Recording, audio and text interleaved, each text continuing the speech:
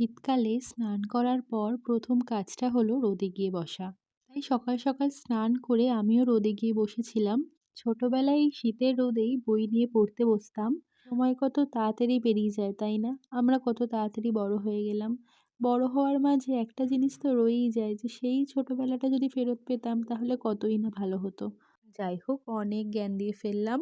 তো জলখাবারে খেয়েছিলাম এই পাম কেকটা। আর এই যে ফুলগুলো দেখতে পাচ্ছ, অযত্নে এত সুন্দর বেড়ে উঠেছে।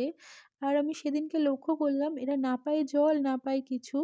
তো যাই হোক, নিজে থাকতে এতটা সুন্দর হয়েছে, সত্যিই খুবই সুন্দর লাগে এই ফুলগুলোকে। আমি নাম জানি না কি ফুল বলে। তারপর লাঞ্চে ছিল আজকে ডাল, ফুলকপি আলুর তরকারি, ভাজা আর মাছ।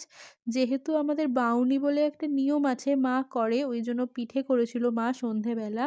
আর এই পিঠেটাকে সরু চাকলি বলে। আমি কিন্তু করিনি, আমি গিয়ে গিয়ে দেখছিলাম যে কেমন হয়। আমি পিঠে খেতে সত্যিই খুব ভালোবাসি, তাই জন্য গিয়ে গিয়ে দেখছিলাম যে হলো কিনা, খাবো কখন। বাউনি বলে যে নিয়মটা আছে সেটা হচ্ছে সমস্ত রকম খাবার সাজিয়ে দিয়ে ঠাকুরের জন্য আসন পেতে ধূপ দিয়ে মা এই নিয়মটা পালন করে আর পিঠে করে মা।